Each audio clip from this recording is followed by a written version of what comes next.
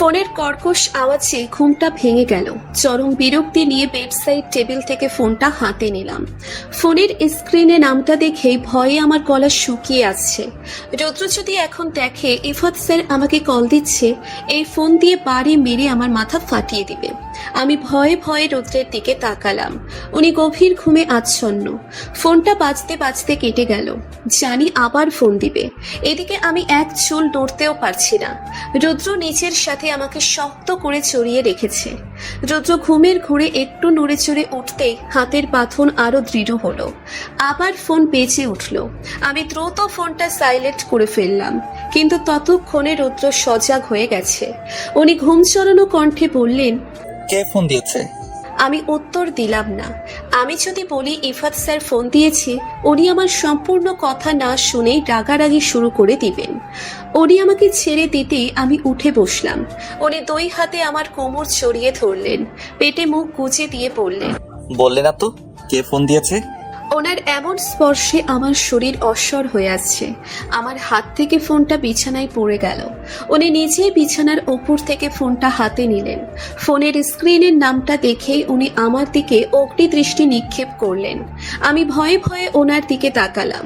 আমি কিছু বলার প্রয়াস করার পূর্বেই উনি ফোনটা রিসিভ করে নিলেন। ফোন স্পিকারে দিয়ে আমাকে কথা বলার জন্য বললেন। আমি ভয়ে ভয়ে বললাম, আসসালামু আলাইকুম স্যার। ওয়ালাইকুম আসসালাম। কেমন আছো রিয়াম?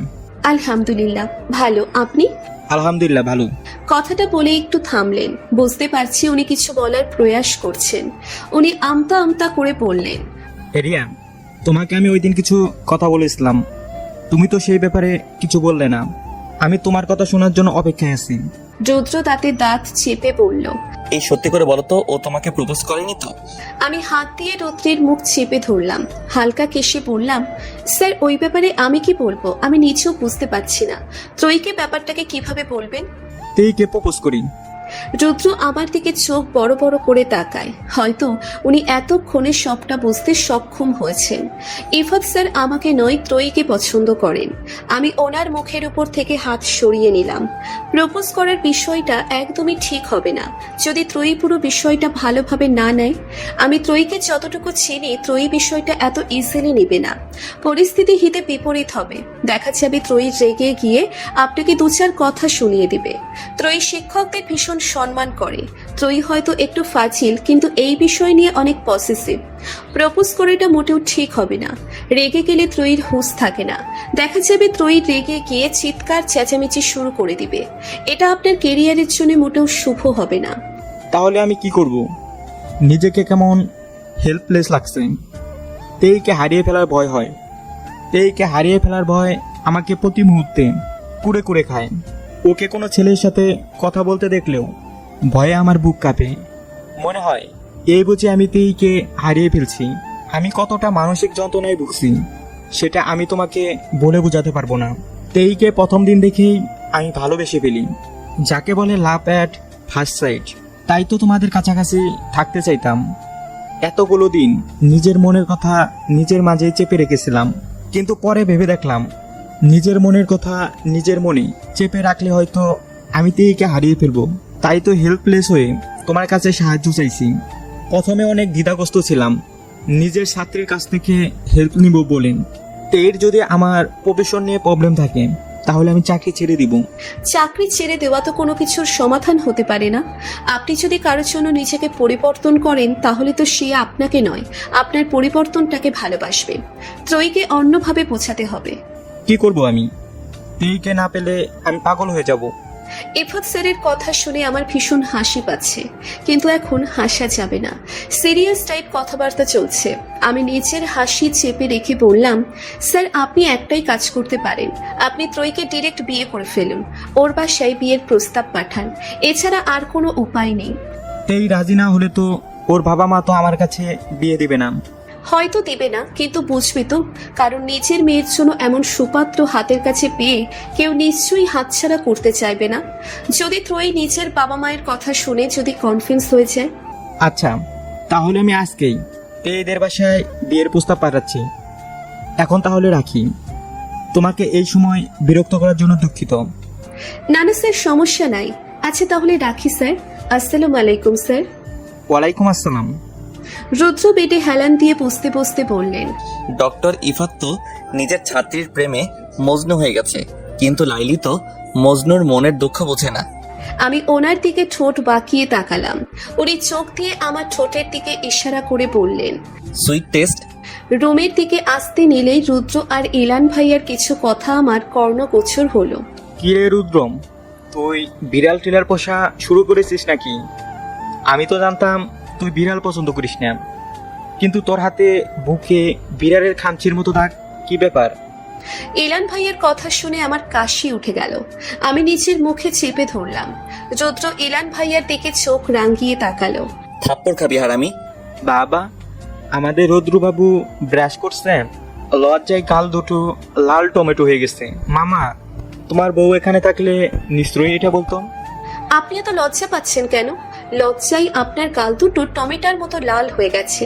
ইচ্ছে কুচি কামড়ে কুমড়ে খেয়ে ফেলি। ইলান ভাইয়ের কথা বলার স্টাইল দেখে রুদ্র না চাইতেও হেসে দিল। আস্তে করে ইলান ভাইয়ার পিঠে থাপ্পড় মারল। নাইম ভাইয়া আর এনাম ভাইয়াকে আসতে দেখে আমি দরজার কাছ থেকে একটু সরে দাঁড়ালাম। রুমে ঢুকেই নাইম ভাইয়া বলল, আমাদের বাদ দিয়ে কি এত কথা হচ্ছে? ইলান ভাইয়া রুদ্রের দিকে তাকিয়ে চোখ টিপ দিয়ে পড়ল। রুদ্রর বাসন নিয়ে কথা হচ্ছে। এনাম ভাইয়া চোখ টিপ দিয়ে বললেন, ইলান, তোর মনে আছে তোর পাশের রাতে আমরা কি করছিলাম? তা আবার মনে থাকবে না?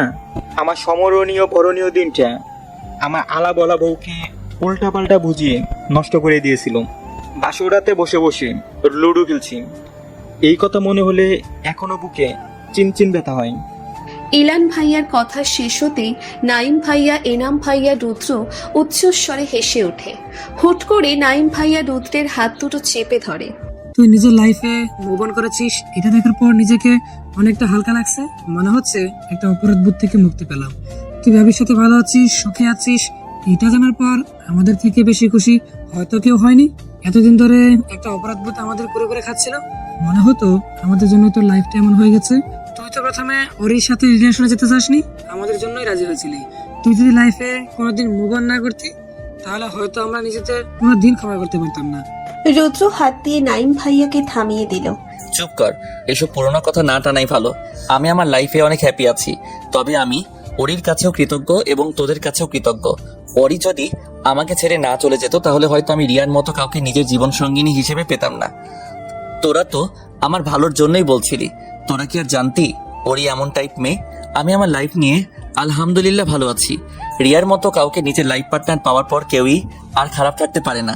জীবনে হয়তো কোনো ভালো কাজ করেছিলাম, তার বিনিময়ে হয়তো রিয়াকে পেয়েছি। মেয়েটা আমাকে ছাড়া কিছু বোঝে না, তার সব ভালো লাগা খারাপ লাগা আমাকে ঘিরেই। ইলান ভাইয়া একটু আগ্রহী হয়ে বলেন, তোকে আমি প্রশ্নটা আগেও জিজ্ঞেস করেছিলাম, আজকে আবার জিজ্ঞেস করছি, তুই কি রিয়াকে ভালোবাসিস? ভালোবাসা রং বদলায়, সময়ের সাথে সাথে ভালোবাসা কমে যায় বা বেড়ে যায়, but she is my life. এই যে বুকের বাপাসটা দেখতে পাচ্ছিস, এখানে সবটা জুড়েই ওর বসবাস। রিয়া আমার অস্তিত্বের সাথে মিশে গেছে। ওকে ছাড়া আমার পক্ষে বাঁচা সম্ভব না। জানিস, ওর চোখের এক ফোঁটা অশ্রু আমি সহ্য করতে পারি না। ওর অশ্রুতে টইটম্বুর চোখ দুটো দেখলে বুকের বাপাসে চিনচিন ব্যথা হয়। ওর চোখ থেকে এক ফোঁটা অশ্রু যদি আমার জন্য গড়িয়ে পড়ে, তাহলে নিজেকে শেষ করে দিতে ইচ্ছে করছে।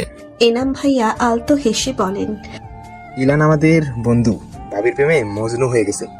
এই যুগের মজনু ডক্টর আরাফ আইমান রুদ্র। এই শহরের প্রতিটি বিলবোর্ডে আমি লিখে দিব, এই যুগের মজনু ডক্টর আরাফ আইমান রুদ্র শুধু রিয়ার। আমি আর ওখানে দাঁড়ালাম না, দ্রুত পা চালিয়ে ড্রয়িং রুমে চলে এলাম। সোফায় এসে বসতে না বসতেই আমার ফোনটা বেজে উঠল। ফোনটা আর কেউ নয়, ত্রয়ী করেছে। আমি ফোনটা রিসিভ করতেই ফ্যাচ ফ্যাচ করে কান্নার শব্দ আমার কর্ণগোচর হলো। আমি অস্থির হয়ে বলে উঠলাম, এই ত্রয়ী, কি হয়েছে? তুই কাঁদছিস কেন? বল আমাকে। ওই রিয়া, কি? আজকে আমাকে পাত্র দেখতে আসছে। আমি এখন কিছুতেই বিয়ে করব না। গাধা মেয়ে, দেখতে আসলেই কি বিয়ে হয়ে যাবে? ওরা তো জাস্ট তোকে দেখতে আসছে। পছন্দের একটা ব্যাপার স্যাপার আছে না? তোকে ওদের পছন্দ হলে পরে তো বিয়ের কথা। তোদেরও তো পাত্র পছন্দ হতে হবে। আমি এত কিছু বুঝি না। পাত্রপক্ষ আমাকে দেখতে আসলে আমি সুইসাইড করব বলে দিলাম। কিন্তু কথাটা বলেই ত্রয়ী কল কেটে দিল। আমি ত্রয়ীকে ফোন দেওয়ার চেষ্টা করলাম, কিন্তু বারবার ফোন বন্ধ দেখাচ্ছে। এখন আমার টেনশন হচ্ছে, ত্রয়ী যে জেদি মেয়ে, জেদের বসে কিছু করে না বসে। আন্টি ফোন দিচ্ছে। আমি ফোনটা রিসিভ করলাম। আসসালামু আলাইকুম আন্টি। ওয়ালাইকুম আসসালাম মামুনি, কেমন আছো তুমি? এই তো আলহামদুলিল্লাহ ভালো। আন্টি আপনি কেমন আছেন? আছি একরকম মা।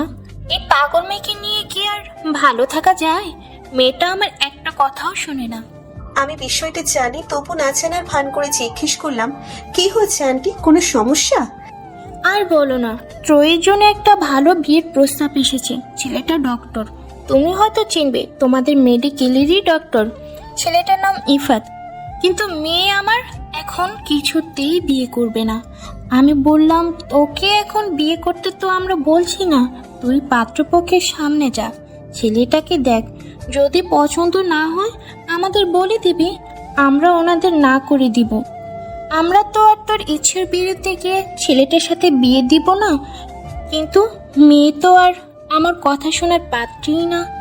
ওর এক কথা, না এখন বিয়ে করবে আর না পাত্রপক্ষের সামনে যাবে, রুমের দরজা বন্ধ করে বসে আছে। তুমি একটু এসে ত্রয়ীকে বোঝাও, জানি তোমার বিয়ে হয়ে গেছে, এইভাবে হঠাৎ শ্বশুরবাড়ি থেকে আসা যায় না, কিন্তু আমি নিরুপায় হয়ে তোমাকে ফোন করেছি। ও যদি এখন বিয়ে করতে না চায় তাহলে আমরাও বিয়ে দেব না, কিন্তু পাত্রপক্ষের সামনে না গেলে আমাদের মান সম্মান থাকবে না। আমি হাসি মুখে বললাম, আন্টি এটা আমার শ্বশুর বাড়ি না, আমার খালামণির বাড়ি। যখন তখন যেখানে খুশি সেখানেই যেতে পারি। আচ্ছা তাহলে তুমি আসো। জি আন্টি আমি আসছি। ফোনটা রেখে আমি মামুনিকে উদ্দেশ্য করে বললাম, মামুনি আমি একটু ত্রয়ীদের বাসায় যাচ্ছি। রুদ্রকে সাথে নিয়ে যা। রুদ্র না গেলে ড্রাইভার নিয়ে যাবি। রিক্সা করে যাওয়ার একদম চেষ্টা করবি না, আর সাবধানে যাবি। আচ্ছা। আমি দ্রুত রুমে চলে আসলাম। এনাম ভাইয়া, ইলান ভাইয়া, নাইম ভাইয়া আর রুদ্র আড্ডা দিচ্ছে। আমি সেদিকে পাত্তা না দিয়ে কাবার্ড থেকে জামা কাপড় বের করতে ব্যস্ত হয়ে গেলাম। ড্রেস নিয়ে পিছনে ফিরতেই রুদ্রকে দৃষ্টিগোচর হলো। রুদ্র আমার দিকে এগিয়ে আস্তে আস্তে বললেন, তুমি কি কোথাও বের হচ্ছ? আমি কিছু বলার আগেই ওই পাশ থেকে নাইম ভাইয়া বলে উঠলেন, হ্যাঁ গো মজনু, তোমার লাইলি এখন বের হবে। রুদ্র ওনাদের দিকে চোখ রাঙিয়ে তাকালো, কিন্তু এতে ওনাদের কোনো হেলদোল নেই। ওনারা ওনাদের মতোই হাসিতে মত্ত। রুদ্র আবার আমাকে প্রশ্ন করলো, কোথায় যাবা? ত্রয়ীদের বাসায়। ইফাত স্যার বিয়ের প্রস্তাব পাঠিয়েছে ত্রয়ীদের বাসায়। ত্রয়ী রেগে গিয়ে রুমের দরজা বন্ধ করে বসে আছে। চলো আমি যাই। আপনি কোথায় যাবেন? কেন, তোমার সাথে ত্রয়ীদের বাসায়? আপনি গেলে ব্যাপারটা কেমন দেখাবে না? আমি কি তোমাকে একা যেতে দিব নাকি? তোমাকে আমি একদম একা ছাড়বো না। ত্রয়ীদের বাসায় না যাই, তোমাকে ত্রয়ীদের বাসা পর্যন্ত ড্রপ করে দিয়ে আসি, চলো। ওহো, বইয়ের প্রতি কত প্রেম। তিনজন একসাথে সুর মিলিয়ে বলে উঠল। আমি লজ্জা পেয়ে ওয়াশরুমে ঢুকে গেলাম। উনি শেষ পর্যন্ত আমার সাথেই আসলেন। এক ধ্যানে আমি ওনার মুখের দিকে তাকিয়ে আছি। ভাবতেই অবাক লাগে, এই সুদর্শন পুরুষটা শুধুই আমার। এই মায়াময় মুখশ্রী দেখার অধিকার শুধু আমার আছে, আর কারো নেই। হুট করে গাড়ি থেমে যাওয়ায় আমার ভাবনা ছেদ হলো। আমি প্রশ্নসূচক দৃষ্টিতে ওনার দিকে তাকাই। উনি কিছু না বলেই আমার দিকে এগিয়ে আসলেন। মাথা থেকে ওড়নাটা সরিয়ে খোপা করা চুলগুলো এক টানে খুলে ফেললেন। আমি ফ্যালফ্যাল দৃষ্টিতে ওনার দিকে তাকিয়ে আছি। ওনার কোনো কর্মকাণ্ডই আমার বোধগম্য হচ্ছে না। এতদিন ধরে দুজন একসাথে থাকি, কিন্তু এতদিনেও তোমার এই সৌন্দর্যময় চুলের হদিস পাইনি। গতকাল রাতে যদি না দেখতাম তাহলে তো জানতেই পারতাম না আমার প্রেয়সীর চুল এত সুন্দর। ওনার হাতের বেলি ফুলের মালাটা আমার চুলে জড়িয়ে দিলেন। ভালোবাসাময় কণ্ঠে বলে উঠলেন, আমার এলোকেশ্বরী কন্যা। আরে আরে, কই যান আপনারা? একটা লাইক দিয়ে যান। এত কিপটামি করেন কেন? একটা লাইকই তো দিবেন। প্লিজ প্লিজ প্লিজ একটা লাইক দিয়ে যান।